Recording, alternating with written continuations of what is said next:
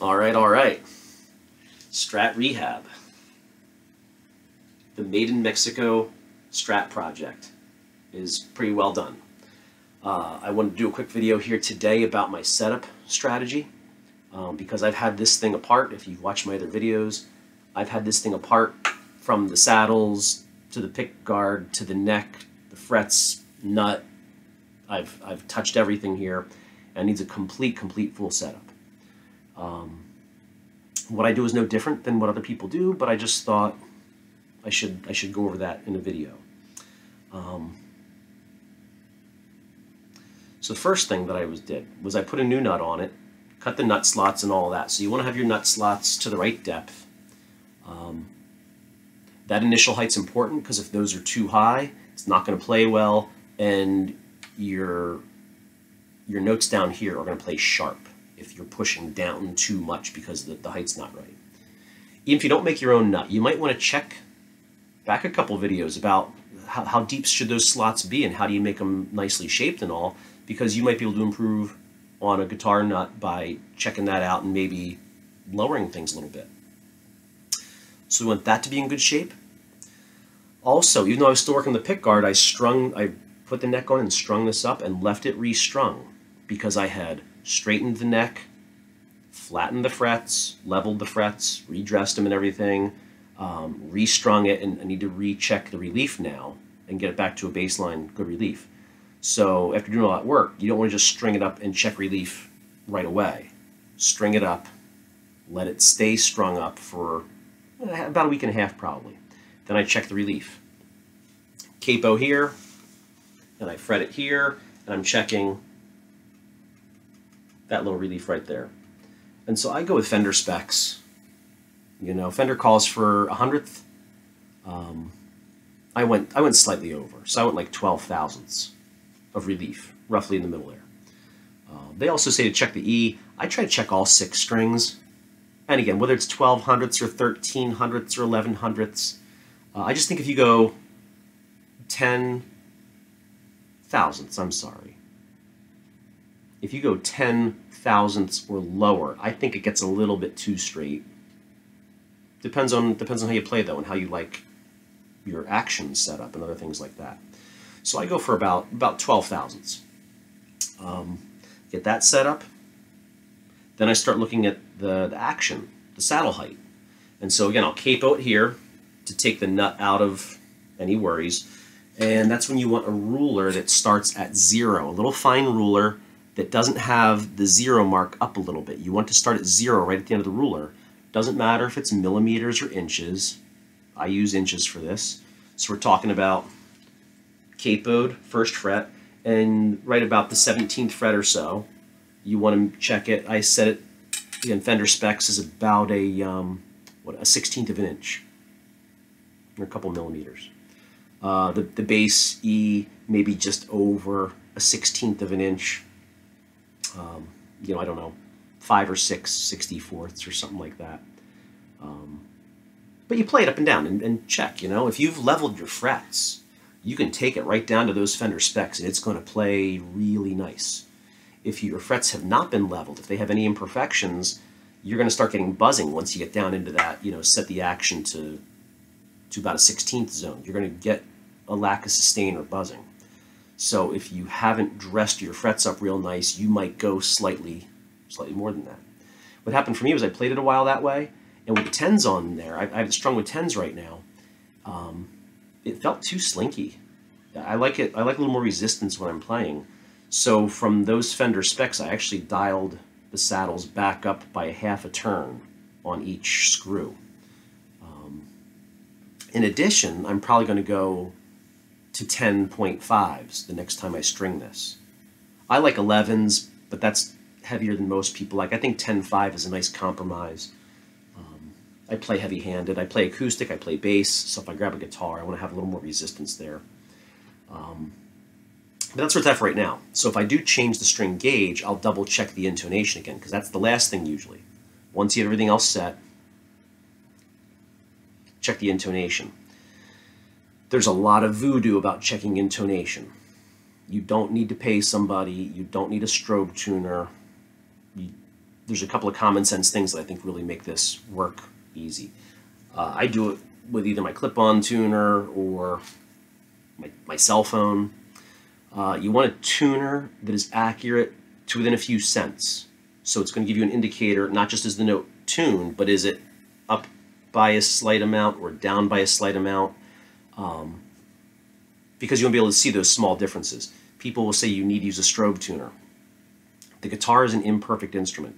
No matter how perfect you think you're making it, string tension, a fret imperfection, certain intervals that don't match up the right way in harmonics. I mean, just the way a string vibrates. The science of what is actually happening when a string vibrates, I won't even get into it. It's really some bizarre stuff, though. So here's what you need for intonation. You need the string to play in tune everywhere. If your nut is cut deep enough, it's going to really help down here. But as you work your way up the neck, what tends to happen is things will go sharp, and that's when you want to bring your saddle back away from the nut. If it plays sharp up here, you want to lengthen this end of the string. And that's all there is to it, as long as it fits within spec. If you're cranking and cranking, something else is going on there. So you want to get all the height set right, because what intonation is really doing is kind of offsetting when you push on that string how far you're stretching the string. It's like a small bend when you just fret. It's moving it a little bit. So setting that intonation back a little bit helps to keep things in tune. It's never perfect. It really never is. So I don't think it's worth paying somebody to do this. You need it all to be good. And you need to know that if you change to a different size string, or seasonally your neck moves a little bit and you got to reset it, you're going to want to go back and check the intonation yourself. So you do start with like open string and the 12th fret. Are they in tune with each other? It doesn't matter if you tune exactly to E and exactly to E. If it's E and it's sharp by 5 cents, and it's E and it's sharp by 5 cents, then it's good. You want consistency. So whether or not it is tuned perfectly is not as important as, is this tuned the same way that this is tuned? Right, so consistency. But even it's not going to be perfect. If you tune open to 12th fret, that's probably 80–90% of your intonation right there. But then you also want to go through and check other things, like are these playing in tune? And go up your strings and check all the strings. Are they staying consistent? If this is all playing sharp down here, but this is good, you probably have to go back and readdress the nut. I've seen that happen a little bit.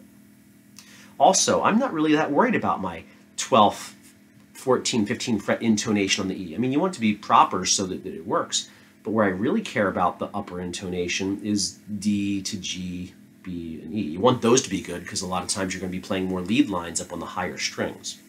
At least me. If you're playing the E string up here, then you want that intonated the right way. But no matter what you pay somebody, and no matter how expensive your guitar is or whatever, intonation is like even temperament tuning. And it is temperamental also, but it's even temperament. The strings want to be on average as close as possible. There's really no such thing as perfect tuning. And again, there's a lot of science behind that. It's not worth getting into. But if they're all really good, it's going to play well. But if you just check here and here, but you play this E chord a lot, you might want to check the intonation there. And this isn't perfect right now either. But you want to check in there and do all that stuff. So that gets your intonation set up. Pickup height. Fret one of the last couple of frets. And again, that same ruler that starts at 0, I set my pickups to Fender spec. So about an 1/8 of an inch on the heavy side, like the Fender the Fender Texas Special, I think, or whatever, calls for an 1/8 of an inch. So I'll set them down to an 1/8 of an inch or so. You can run them a little closer. If you run them too close, you'll hear an annoying sound sometimes. You back them off from there. So I set these guys both to about an 1/8 of an inch, maybe slightly under an 1/8, maybe like, I don't know, 6/64ths or something up here. And then I run the middle one down just slightly lower, just my preference to keep it a little bit lower. I don't use the middle pickup very much, honestly. And then you're set up. And man, this thing plays. It's like having a new guitar. It's been a lot of fun to play. I don't like it as much as maybe my Warmouth guitar, but it's different. I like, you know, I guess it's like having a new guitar around. So that's it for the setup. Again, if you have questions, you let me know. But really, there's no secrets and no surprises there.